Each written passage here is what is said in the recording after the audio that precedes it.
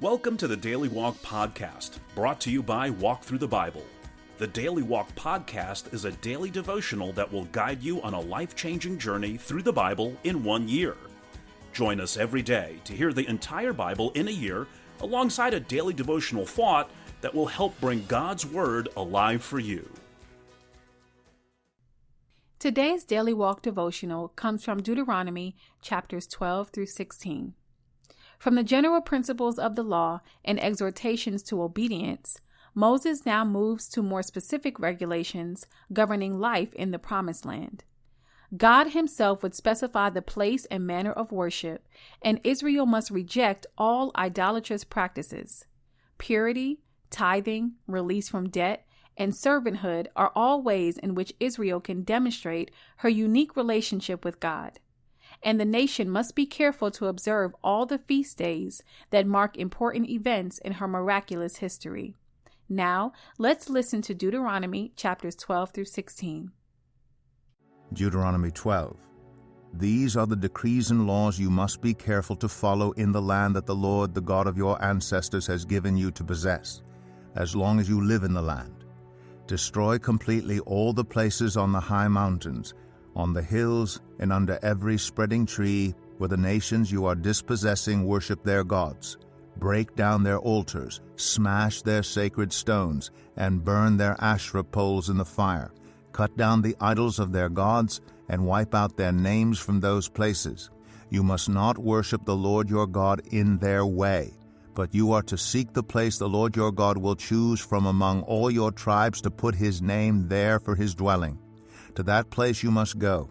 There bring your burnt offerings and sacrifices, your tithes and special gifts, what you have vowed to give, and your free will offerings, and the firstborn of your herds and flocks.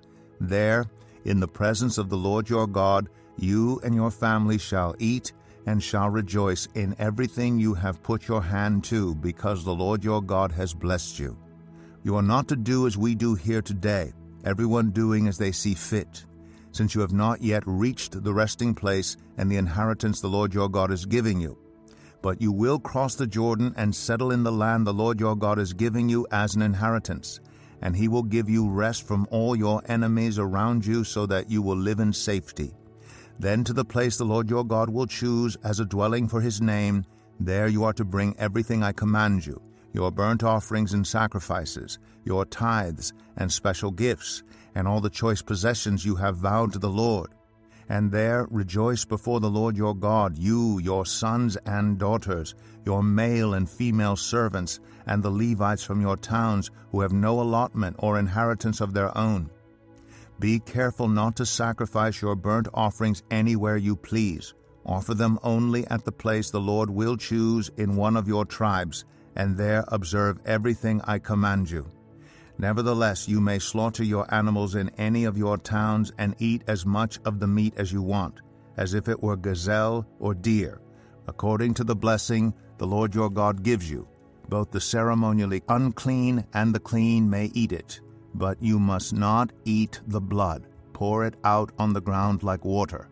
You must not eat in your own towns the tithe of your grain, and new wine and olive oil, or the firstborn of your herds and flocks, or whatever you have vowed to give, or your freewill offerings or special gifts. Instead, you are to eat them in the presence of the Lord your God at the place the Lord your God will choose. You, your sons and daughters, your male and female servants, and the Levites from your towns, and you are to rejoice before the Lord your God in everything you put your hand to. Be careful not to neglect the Levites as long as you live in your land.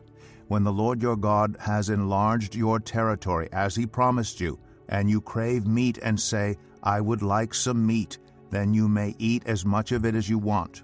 If the place where the Lord your God chooses to put his name is too far away from you, you may slaughter animals from the herds and flocks the Lord has given you, as I have commanded you. And in your own towns you may eat as much of them as you want. Eat them as you would gazelle or deer. Both the ceremonially unclean and the clean may eat. But be sure you do not eat the blood, because the blood is the life, and you must not eat the life with the meat. You must not eat the blood. Pour it out on the ground like water. Do not eat it. so that it may go well with you and your children after you, because you will be doing what is right in the eyes of the Lord. But take your consecrated things and whatever you have vowed to give, and go to the place the Lord will choose. Present your burnt offerings on the altar of the Lord your God, both the meat and the blood. The blood of your sacrifices must be poured beside the altar of the Lord your God, but you may eat the meat. Be careful to obey all these regulations I am giving you, so that it may always go well with you and your children after you, because you will be doing what is good and right in the eyes of the Lord your God. The Lord your God will cut off before you the nations you are about to invade and dispossess. But when you have driven them out and settled in their land, and after they have been destroyed before you, be careful not to be ensnared by inquiring about their gods, saying, "How do these nations serve their gods? We will do the same." You must not worship the Lord your God in their way, because in worshiping their gods they do all kinds of detestable things the Lord hates. They even burn their sons and daughters in the fire as sacrifices to their gods. See that you do all I command you. Do not add to it or take away from it. Deuteronomy 13. If a prophet or one who foretells by dreams appears among you and announces to you a sign or wonder, and if the sign or wonder spoken of takes place, and the prophet says, "Let us follow other gods, gods you have not known, and let us worship them," you must not listen to the words of that prophet or dreamer. The Lord your God is testing you to find out whether you love him with all your heart and with all your soul. It is the Lord your God you must follow, and him you must revere. Keep his commands and obey him, serve him, and hold fast to him. That prophet or dreamer must be put to death for inciting rebellion against the Lord your God, who brought you out of Egypt and redeemed you from the land of slavery. That prophet or dreamer tried to turn you from the way the Lord your God commanded you to follow.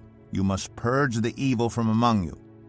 If your very own brother or your son or daughter or the wife you love or your closest friend secretly entices you, saying, "Let us go and worship other gods, gods that neither you nor your ancestors have known, gods of the peoples around you, whether near or far, from one end of the land to the other, do not yield to them or listen to them. Show them no pity. Do not spare them or shield them. You must certainly put them to death. Your hand must be the first in putting them to death, and then the hands of all the people. Stone them to death because they tried to turn you away from the Lord your God, who brought you out of Egypt, out of the land of slavery.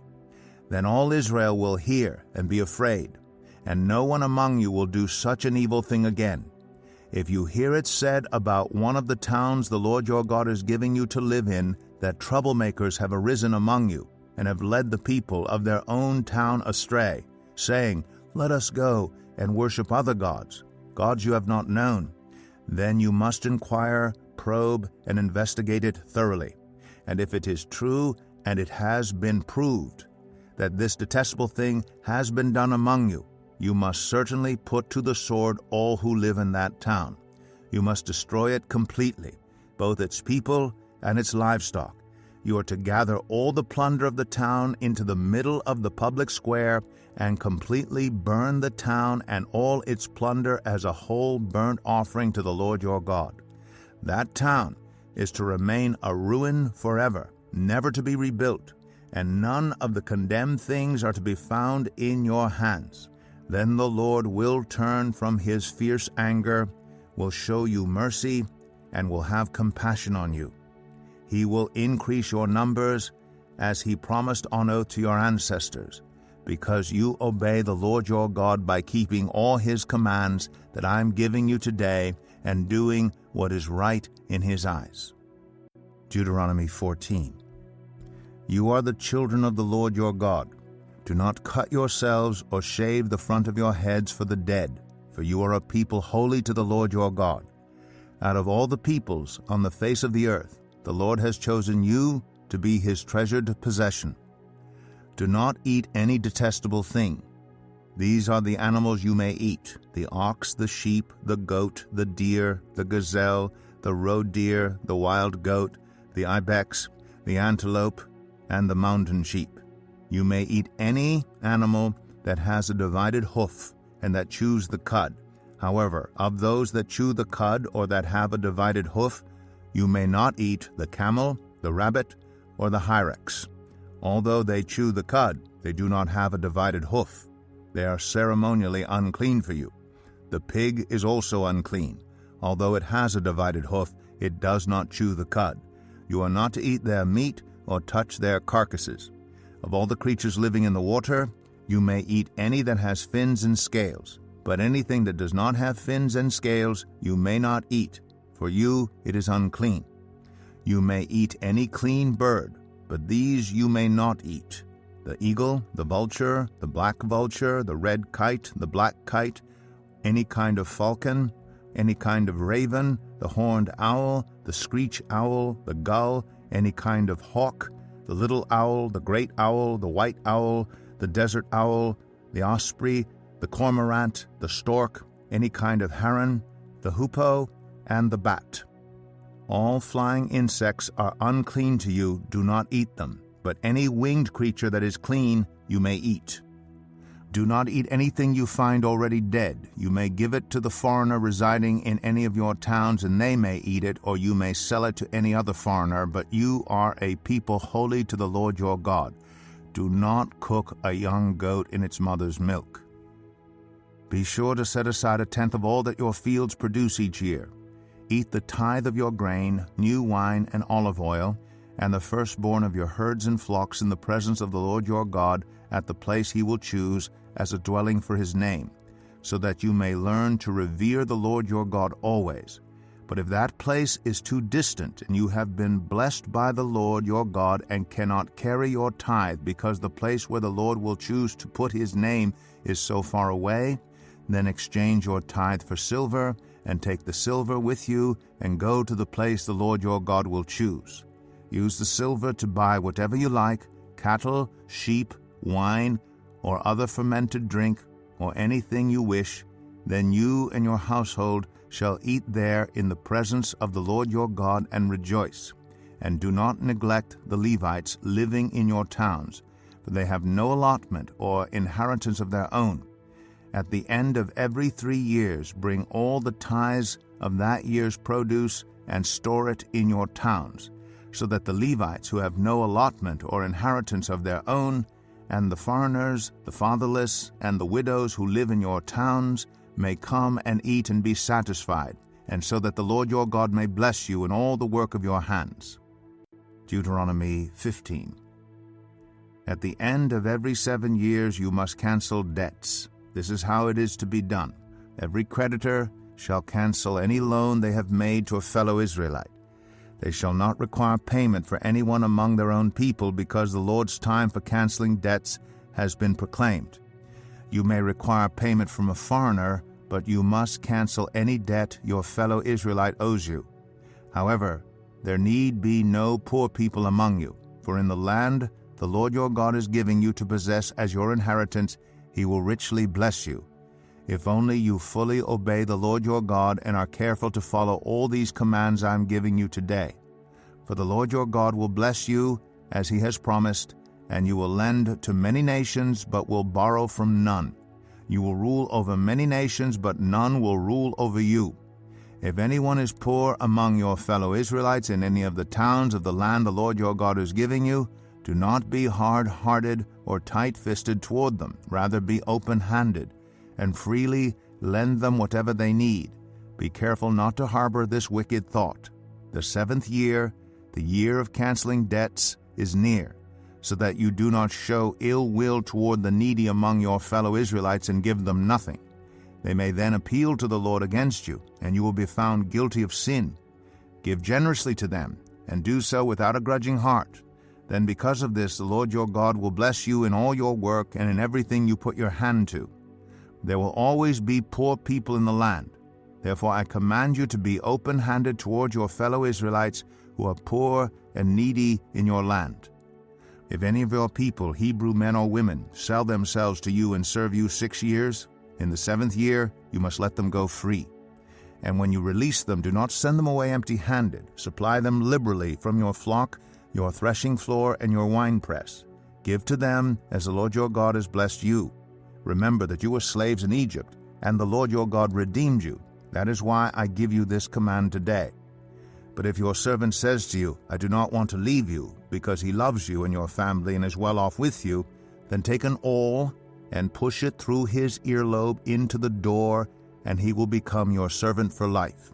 Do the same for your female servant. Do not consider it a hardship to set your servant free, because their service to you these 6 years has been worth twice as much as that of a hired hand. And the Lord your God will bless you in everything you do. Set apart for the Lord your God every firstborn male of your herds and flocks. Do not put the firstborn of your cows to work, and do not shear the firstborn of your sheep.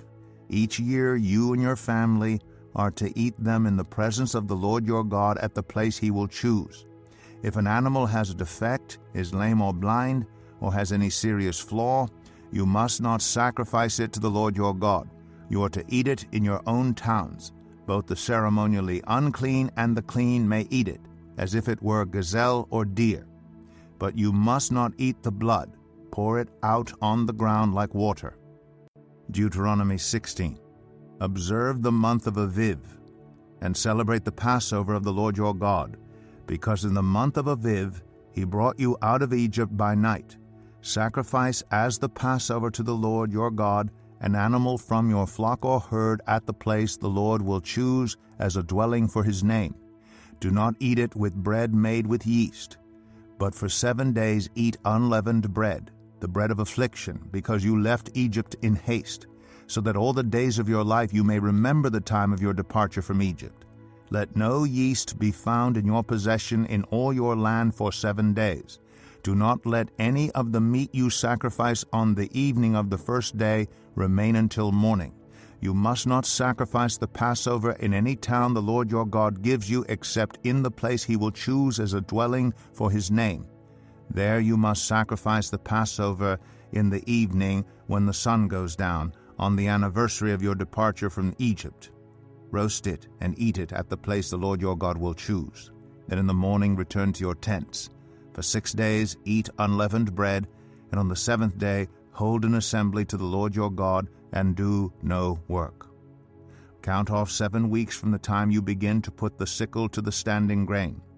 Then celebrate the festival of weeks to the Lord your God by giving a freewill offering in proportion to the blessings the Lord your God has given you. And rejoice before the Lord your God at the place he will choose as a dwelling for his name, you, your sons and daughters, your male and female servants, the Levites in your towns, and the foreigners, the fatherless, and the widows living among you. Remember that you were slaves in Egypt, and follow carefully these decrees. Celebrate the festival of tabernacles for 7 days. After you have gathered the produce of your threshing floor and your winepress, be joyful at your festival, you, your sons and daughters, your male and female servants, and the Levites, the foreigners, the fatherless, and the widows who live in your towns. For 7 days celebrate the festival to the Lord your God at the place the Lord will choose. For the Lord your God will bless you in all your harvest and in all the work of your hands, and your joy will be complete.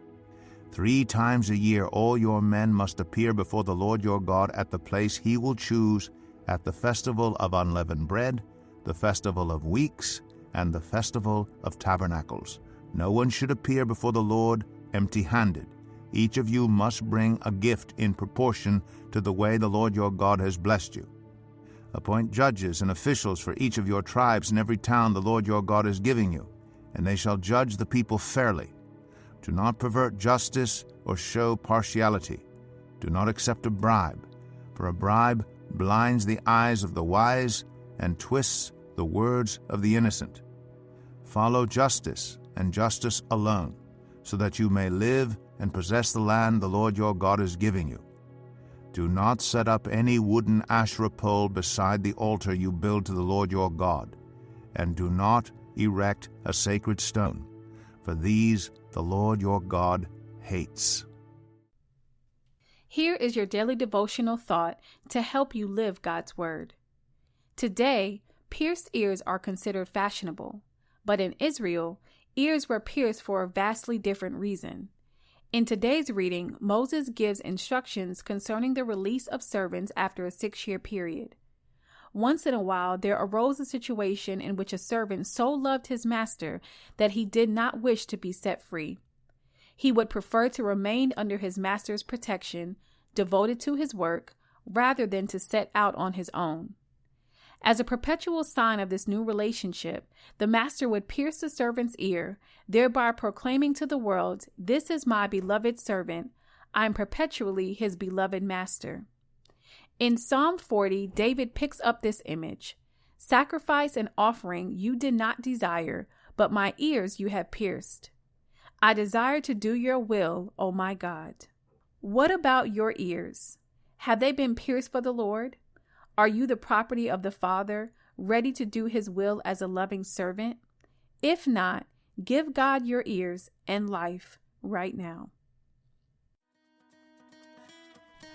Thank you for joining us today for the Daily Walk Podcast from Walk Thru the Bible. Be with us tomorrow as we continue our life-changing journey through the Bible in a year. Love this episode of the Daily Walk Podcast? We'd love for you to rate and give us a review on iTunes or Google Play.